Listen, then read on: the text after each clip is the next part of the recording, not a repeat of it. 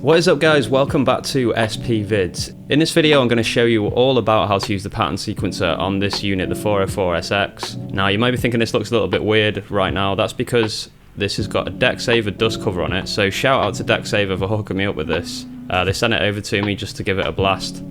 And I think they've sorted out a discount code for you guys as well, so I'll try and dig that out of my emails. And I'll put that in the description below along with a link to their stuff. It's really cool, nice fit, very good fit. I wasn't expecting it to fit so nicely, so I've only just got it out today. And yeah, it looks really good. So that's the DeckSaver dust cover.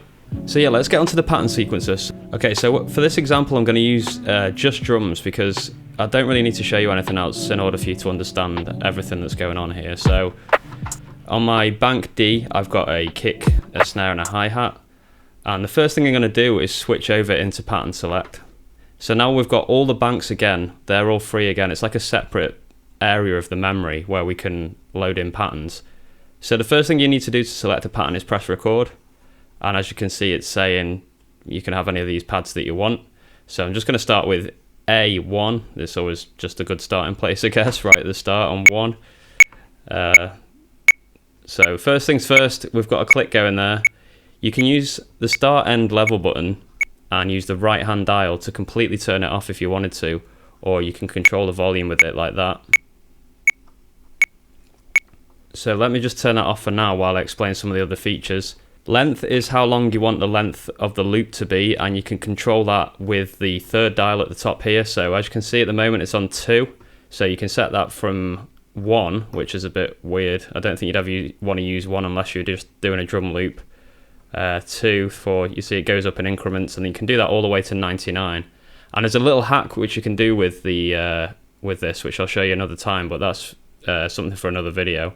So I'm just going to set this to 4. Actually, I'll just set it to 2 because I only need to put a drum loop in for this, and I can show you all the controls. To adjust BPM, I actually hit time BPM, and then you can set your BPM there. So yeah, we're going to have it at 80 just because that's a good solid number for making a little lo-fi hip-hop beat. Quantization you're probably going to want to use because this is quite awkward to get a perfect loop with, so the quantization is really helpful in this box. So you've got a lot of options with this as well. So with the quantize, dialing it all the way over, you get 5.8. Personally don't know what either of these two mean, the 5.8s and the 5.16s. I've not tried them.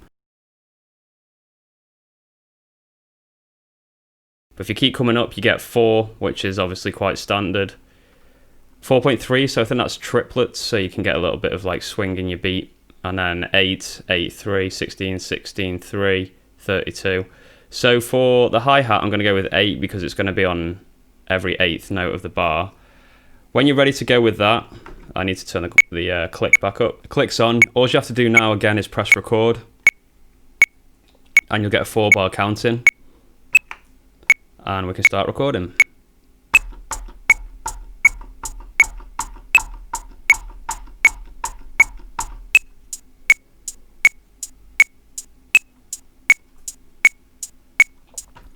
Okay, so to stop the pattern at any time, you just hit the cancel button. As you can see there, it's just stopped the pattern. And we can trigger it again just by pressing it. And then cancel again. Now that doesn't mean you can't record on it again. It's really easy to record on it again. So if you want to layer something now over the top, which obviously I do want to do, I want to put my snare and kicks on. You hit record again. It's not lighting up this pad, but you can press it again. And as you can see, the click's back again, all the settings that we've got. And if I hit record again now, it will do the 4-bar counting and I can record another part. So let's turn that click back up.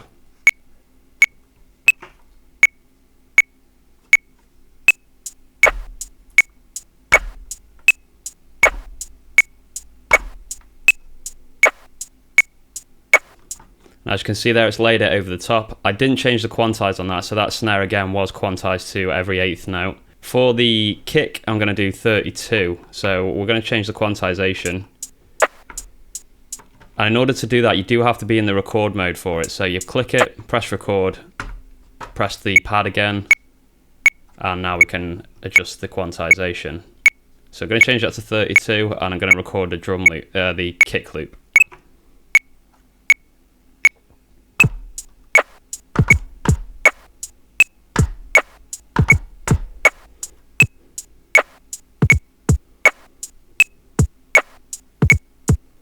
Okay, so I can turn the metronome off now because I've got a drum loop. I don't need that metronome anymore because I can just use that loop, and I can use the hi-hat basically as my metronome. So don't need that anymore, so I've turned that off using the start end level. And as you can see now, if I press that pad,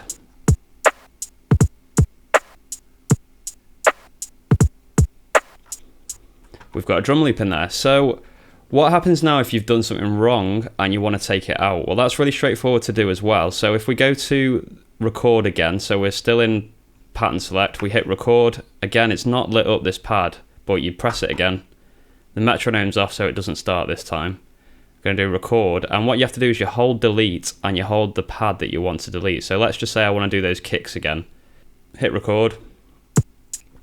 Now we press delete. You have to wait until the sequence is started before you can start deleting, which is a bit annoying. So let's get rid of these kicks. Now just hold the button down and it erases them out of the loop.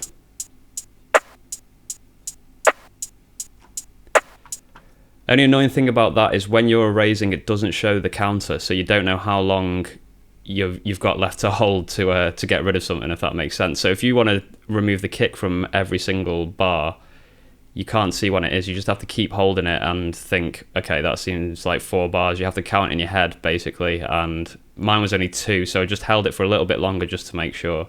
We've deleted that kick because I didn't like the pattern. So what if you want to record a new one? Again, it's the same process. You hit record, hit the same pad, and we're gonna have the click back on for this one. So I'll put the click back on and then I'll re-record.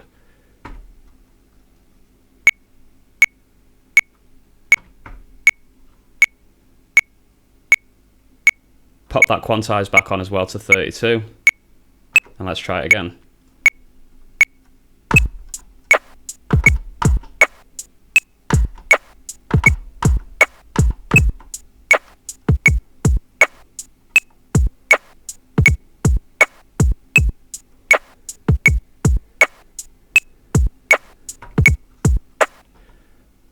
Okay, so that's really cool. We can add in layered sounds, we can delete individual sounds, and we can re-record them as well. So you can also rehearse as well. So if you just want to try something before you actually commit to recording it, you press the pad, hit record, press the pad, record.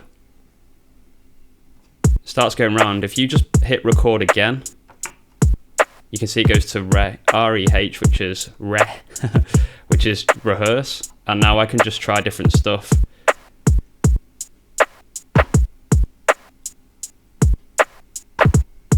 And yeah, you can just play around with that and decide whether you like something and then think, right, I'm going to commit that to being recorded. So in terms of sequencing, I think that's generally everything that you need to know. You can copy sequences as well. So if you just do function copy, hit the pad, I'm going to copy it to there. It gives you a preview, and just hit record it exactly the same as you use the SP. Now I've got 2 pads exactly the same. And the good thing about the SP actually, which is really nice, is you can sort of play these in a sequence, but you can activate them before the end. You don't have to get the start and end points exactly right. Let me try and demonstrate what I mean here. So I can press this pad, and then if I want this one to be next, I can just press it now. See how it's flipped to this one? And back to the first one.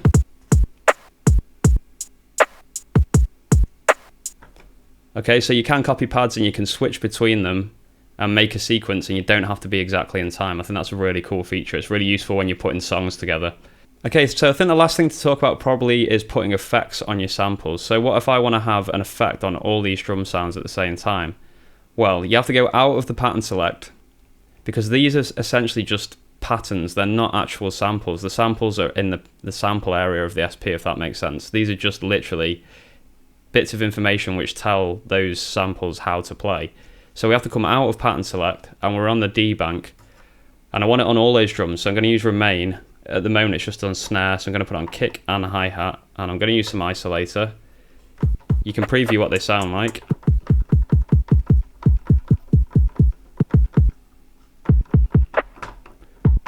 Okay, this is just hypothetical obviously, but I've completely taken out the highs, added a lot of low, and added a little bit of mid as well, shall we?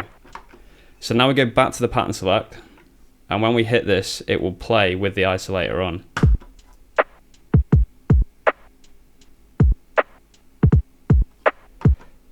But if we want to take that off, we just have to hit the isolator again. So there you go.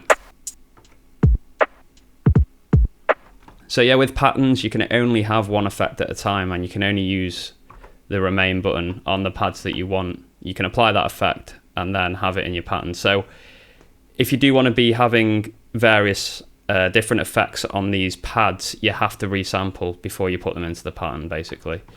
One last thing to be careful of as well, if you change the master BPM, it will change the BPM for every single pad that you've done in the pattern select, which is a real pain actually. It would be cool if you could have a different tempo per bank, for example, so you could record multiple tracks. So if you did something in 80, copied and pasted it to the next pad, change that to 85, go back to the original pad, that would be an 85 as well. There's only one master BPM, so yeah, it's pretty much one song at a time when you're putting these together. You make all your parts, put them all together, record it out of the SP, and then you'd have to start again and make a new one if you wanted to start a beat in a different time signature. So yeah, I hope that's useful, guys. Obviously, you'll want to put your samples on as well, but it's pretty much exactly the same situation. You can record them, re-record them, put on quantize, delete them, exactly the same methods as I've just shown you there. So just have a little go with it and see how you get on with it.